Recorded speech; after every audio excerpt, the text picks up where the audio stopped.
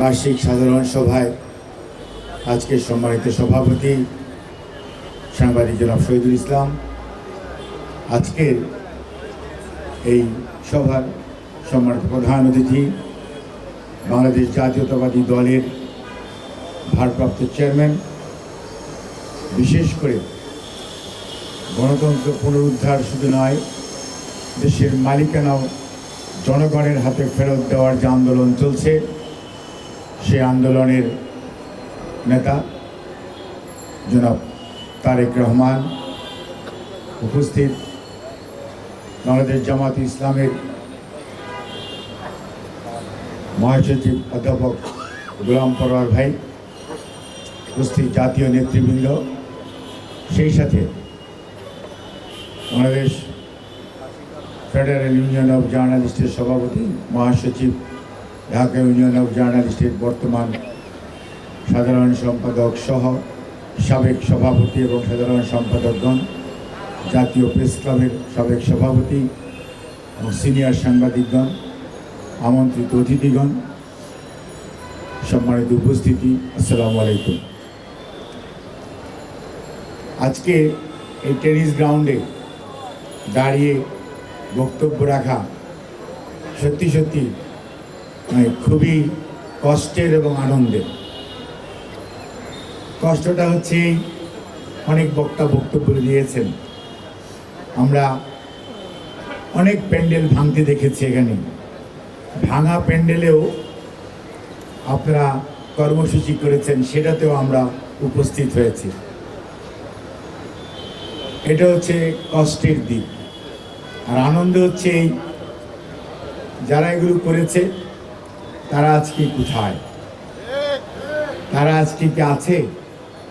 তারা কিন্তু খুব নেচে নেচে বলেছিল ওনারা যায় না, ওনারা পালায় না, কিন্তু তাদের নেত্রীর অবস্থা আমরা দেখেছি। ঠিক লক্ষণ সেনের মতো বাংলাদেশের ইতিহাসে দ্বিতীয় উদাহরণ স্থাপন করেছেন উনি, আমি নাম নিতে চাই না। কাজেই এই বক্তব্যে যাওয়ার আগেই অত্যন্ত শ্রদ্ধার সঙ্গে স্মরণ করি সাংবাদিক রুহুল আমিন গাজী ভাইকে, যে মানুষটি বিগত 17 বৎসর যত আন্দোলন সংগ্রাম হয়েছে এই প্রেস ক্লাব চত্বরে, এই রাজপথে এবং যেখানেই হোক না কেন, সব সময় যাকে একটা মানুষকে আমরা সব সময় পেয়েছি। আমি মাঝে মাঝে পালিয়ে থেকেছি, কিন্তু গাজী ভাই কিন্তু ছিলেন। এখানে অনেক সাংবাদিকরা আছেন যারা ছিলেন। কাজেই যে 5 জন এই 36 জুলাইয়ের প্রোগ্রামে স্বাগত বরণ করেছে সাংবাদিক, সেই সাথে আরও প্রায় 59 জন সাংবাদিক সাগররণী সহ গত 15.5 বৎসরে শাহাদত বরণ করেছে স্বৈরাচারের ধাওয়ায়। তাদের সবার বিধিহী আত্মার মাগফিরাত কামনা করি। সাইদ সহ অনেক সাংবাদিক কারারুদ্ধ হয়েছিলেন, এখানে অনেকেই আছেন, এবং অনেক অসুস্থ হয়েছিলেন, অনেকে আহত হয়েছিলেন। আজকে এখন তারা এখানে উপস্থিত, এবং অনেক কি করুণ জীবনযাপন করেছেন। রিজভী ভাই কিছুটা বলেছে, কিন্তু সত্যিকার অর্থে আমাদের ভারপ্রাপ্ত চেয়ারম্যান অনেকের পাশেই দাঁড়িয়েছেন, কিন্তু তারপরেও এখানে আরও অনেকেই আছে বিভিন্নভাবে এই সমস্ত সেই নিপীড়িত সাংবাদিকদের পাশে দাঁড়ানোর চেষ্টা করেছেন। সর্বোপরি তাদেরকে আমরা ধন্যবাদ জানাই। এত কিছুর পরেও যে কথাটি আজকে বলতেই হয়, 5ই আগস্ট অর্থাৎ 36শে জুলাই দুপুর 12টা পর্যন্ত কিন্তু এত মিডিয়া সবই ছিল, কিন্তু ওই যে একটা কথা বলেছেন না, যে ফ্যাসিস্টদের থাবা এখানে কেমন ব্যাপ্তি লাভ করেছিল, সেটি বোঝা গেছে ওই আগস্টের 5 তারিখ দুপুর 12টা আর 12টা 1 মিনিট থেকে যদি আপনি পত্র পত্রিকা টেলিভিশনের চেহারা দেখেন তাহলেই বুঝতে পারবেন। অর্থাৎ কি একটি ভয়ঙ্কর পরিস্থিতি ছিল। আমরা আমাদের আত্মা, আমাদের বিবেক অনেক ক্ষেত্রে আমরা বন্ধক রেখেছিলাম, যেটা বাকের ভাই বলেছেন যে কিছু কিছু হালুয়া রুটির জন্য, কিন্তু বাস্তবতা হচ্ছে ফ্যাসিস্টরা চতুর্থ স্তম্ভকে আক্রমণ করেছে, তার আগে কিন্তু প্রথম, দ্বিতীয়, তৃতীয় স্তম্ভ খেয়ে ফেলেছে। ওই 3 স্তম্ভ যখন নাই, তখন চতুর্থ স্তম্ভের আর সাহস করে নাই দাঁড়িয়ে থাকার, তারাও বো ডাউন করেছে। যার জন্যই রাষ্ট্র প্রায় পুরোটাই তাদের নিয়ন্ত্রণে চলে গিয়েছে, প্রতিটি প্রতিষ্ঠান ধ্বংস করে দিয়েছে। তাহলেই কেবল তাদের শাসনকে প্রলম্বিত করতে পারবে। সেটির ধারাবাহিকতায় কিন্তু প্রেস ক্লাব এই অবস্থা সৃষ্টি হয়েছিল। এখানে আপনি খালি প্রেস ক্লাব কেন বলবেন? এদেশের যত অগ্রগতি, উন্নতি, প্রত্যেকটার সাথে জড়িত শহীদ রাষ্ট্রপতি জিয়াউর রহমান বীর উত্তমের নাম। প্রেস ক্লাব, এখানে পাথর আছে, শহীদ জিয়া ভিত্তিপ্রস্তর স্থাপন করেছেন। উল্টো দিকে বিএমএ ভবন আছে, সেখানে একটি পাথর আছে, সেটির ভিত্তিপ্রস্তর শহীদ জিয়া স্থাপন করেছেন। ইঞ্জিনিয়ার্স ইনস্টিটিউট বলেন, সেটিও শহীদ রাষ্ট্রপতি জিয়াউর রহমান। কৃষিবিদ ইনস্টিটিউট বলেন, সেটিও শহীদ রাষ্ট্রপতি জিয়াউর রহমান। অর্থাৎ এই দেশে শুধুমাত্র যে উনি একদিকে কাজ করেছেন তা না, 4.5 বৎসরের মধ্যে এই মানুষটি যেদিকে হাত দিয়েছেন সেদিকে উনি সোনা ফলিয়েছেন এবং প্রত্যেকটা জায়গায় প্রত্যেকটা শ্রেণী পেশার মানুষের পাশে থাকার চেষ্টা করেছেন। যার জন্যই 4.5 বৎসরে তলাহীন ঝুড়ি থেকে একটি তলা লাগানো ঝুড়ি হয়েছিল। স্বয়ম্বর বাংলাদেশের স্বপ্ন দেখতে শুরু করেছিল বাংলাদেশ এবং দুর্ভিক্ষের হাত থেকে চাল রপ্তানি করতে পেরেছিল ওই সময় শহীদ জিয়ার সঠিক নেতৃত্বের কারণেই। এবং ওই সময় সাংবাদিকরা, ওনার আলোচনা সমালোচনা সব হয়েছে। আজকে যে সমস্ত সাংবাদিকের নাম বললেন, যারা কালোজয়ী সাংবাদিক, যাদের কথা আমরা শুনতাম, যাদের লেখা আমরা পড়তাম, আজকে আমরা বললেই বুঝি যে এই সাংবাদিক অমুক দলের, এই সাংবাদিক অমুক দলের। কিন্তু সাংবাদিকের রং দেখা উচিত ছিল না, আমাদের দেখা উচিত বিড়ালটা ইঁদুর ধরতে জানে কি না। কিন্তু আমরা দলবাজি করতে করতে এমন একটি পর্যায়ে আমাদেরকে নিয়ে গিয়েছি, নিচে নামিয়েছি, যে এখন আমরা অমুকের সাংবাদিক, অমুকের সাংবাদিক।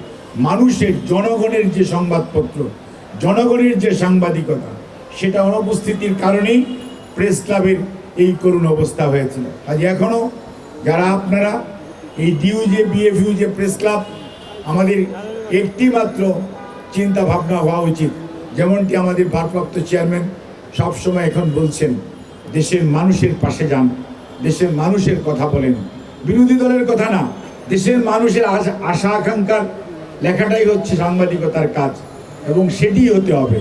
তাহলেই আপনারা ওই ইয়াস কামাল ভাইকে পাবেন, মইনুল হোসেন সাহেবের মতো কলামিস্টকে পাবেন। তাহলেই দেখা যাবে যে আপনার যে আমাদের এনায়েতুল্লাহ খানের মতো সাংবাদিকদেরকে পাবেন। তখনই বাংলাদেশ সত্যিকার অর্থে আবারও তার যে ঋত গৌরব সেটি ফেরত পাবে। এবং এখন আপনারা যেভাবে এগুচ্ছেন, এটি যদি অব্যাহত থাকে, অবশ্যই বাংলাদেশ জাতীয়তাবাদী দল সবসময়ই শুধু সংবাদপত্র না, শুধু সাংবাদিক না, এই যে প্রেস কাউন্সিল কে করেছে, আপনাদের প্রেস কাউন্সিলের কার্যক্রম, এই যে সাংবাদিকদের জন্য ওয়েস্ট বোর্ডে যেটা আবদুল্লাহ ভাই যেটারই, এগুলোর ভালো কিছু করার জন্য কে ভূমিকা রেখেছে? সব কিছুর পিছনেই বিএনপি, শহীদ জিয়া, খালেদা জিয়া। অর্থাৎ মানুষের ভালো করার জন্য সবচেয়ে বেশি যার করার আগ্রহ যেই দলটি, সেটি হচ্ছে বাংলাদেশ জাতীয়তাবাদী দল। কাজেই এই দল মানুষের কথা বলে, এই দল মানুষের উন্নয়নের কথা বলে। সেজন্যই আজকে দেশনেত্রীর ঘোষণা ছিল ভিশন 2030 2017 সনে, সেটি ডিসেম্বরে এই ভারপ্রাপ্ত চেয়ারম্যান 27 দফা রাষ্ট্র সংস্কারের মেরামতের কর্মসূচি দিয়েছিলেন। আর সকল বিরোধী দল মিলে জুলাই 23 সনে 31 দফা রাষ্ট্র মেরামতের কর্মসূচি হিসাবে গ্রহণ করেছে। অর্থাৎ এটি এখন জনগণের দফা, এটি দেশের মানুষের আগামী দিনের বাঁচার সনদ। কাজেই সেটি নেতৃত্ব দিচ্ছেন জনাব তারেক রহমান। সেখানে এমন কোনো কথা লেখা নাই, কোনো প্রফেশন, কোনো সাবজেক্ট, কোনো সেক্টর, কোনো অনুপস্থিত আছে। দেশের মানুষের আগামী দিনের উন্নয়ন, অগ্রগতির কথা আছে। ইনশাআল্লাহ আগামী দিনে জনগণ যখন ক্ষমতা প্রয়োগ করার সুযোগ পাবে, জনগণ যখন তার মালিকানা ফেরত পাবে, জনগণ তার আগামী দিনে যাদেরকে শাসন করার জন্য তাদেরকে আগামী দিনে নেতৃত্ব দেওয়ার জন্য সুযোগ দিবে, নিশ্চয়ই এই 31 দফা কর্মসূচি মাধ্যমেই দেশ সামনের দিকে এগিয়ে যাবে। এবং সেই নেতৃত্ব আজকে আমরা কেউ মানি বা না মানি, দেশের মানুষের কাছে আজকে প্রতিষ্ঠিত নেতা হচ্ছে আজকে আপনাদের প্রধান অতিথি জনাব তারেক রহমান। কাজেই আমরা মানুষকে ঐক্যবদ্ধ করি এবং মানুষকে সামনে নিয়ে সাথে নিয়ে 7ই নভেম্বর 1975-এর মতো আগামী দিনে অধিকার প্রয়োগের দিনে ঐক্যবদ্ধভাবে 31 দফা রাষ্ট্র সংস্কারের ব্যাপারে জনগণকে এক কাতারে সামিল করে তাদেরকে নেতৃত্ব নির্বাচনের সুযোগ দেই, তাহলেই দেখা যাবে আপনাদের আমাদের সবার যে কাঙ্ক্ষিত চাহিদা সেটি পূরণ হবে। এবং আজকের যত দাবি, অর্থাৎ কারো ওয়েজ বোর্ড নাই, কারো চাকরি নাই, কেউ চাকরিচ্যুত, কেউ বিভিন্নভাবে নিগৃহীত, সাগর রুনির বিচার হয় না, 110 বারের বেশি তার রিপোর্ট জমা হয় না, 113, মাঝখানে আরও 3টা হয়ে গেছে। কাজেই এই অবস্থায় থেকে যদি পরিত্রাণ পেতে হয় সুশাসন দরকার, আর সুশাসন আছে 31 দফা কর্মসূচির মাধ্যমে। আসুন সবাই 31 দফা রাষ্ট্র মেরামতের যে কর্মসূচি সেটার আলোকে জনগণ নিজের ঐক্যবদ্ধ হই, জনগণকে ঐক্যবদ্ধ করি, তাহলেই আমাদের জন্য সামনে সোনালী দিন অপেক্ষা করছে। আমাকে কথা বলতে দেওয়ার সুযোগ দেওয়ার জন্য আপনাদেরকে ধন্যবাদ এবং অনেক অনেক কৃতজ্ঞতা জানাই সাংবাদিক বন্ধুদেরকে, কারণ আপনারা আমাদেরকে আশ্রয় দিয়েছেন, অনেক সময় পালিয়ে থাকার জায়গা দিয়েছেন। আমি এই প্রেস ক্লাবে 36 ঘন্টা পালিয়েছিলাম এবং একই রুমের মধ্যে 36 ঘন্টা, আপনি কল্পনাও করতে পারবেন না। কাজেই 2015-র 5ই জানুয়ারি দিবাগত রাত্র থেকে 6 তারিখ দিবাগত রাত্র পর্যন্ত, হ্যাঁ আব্দুল ভাই ঠিকই বলেছে, তার ট্রেজারারের রুমে 34 ঘন্টা আমি ছিলাম পালিয়ে। সেক্রেটারি রুমে না, ট্রেজারারের রুমে, কোষাধ্যক্ষের একটা ছোটো রুম আছে সেখানে। কাজেই আমি অনেক কৃতজ্ঞতা জানাই এই সাংবাদিক বন্ধুদেরকে, তারা আমাদেরকে এই আন্দোলনকে সামনের দিকে এগিয়ে নিয়ে যাওয়ার জন্য সহযোগিতা করেছেন। আপনাদেরকে অনেক কৃতজ্ঞতা, ধন্যবাদ। আল্লাহ হাফিজ। বাংলাদেশ জাতীয়তাবাদী দল জিন্দাবাদ। শহীদ অমর হোক দেশনেত্রী বেগম খালেদা জিয়া জিন্দাবাদ। আমাদের নেতা ভারপ্রাপ্ত চেয়ারম্যান জনাব তারেক রহমান জিন্দাবাদ। ঢাকা ইউনিয়ন অফ জার্নালিস্টের আজকের এই বার্ষিক সাধারণ সভা সফল হোক। ধন্যবাদ।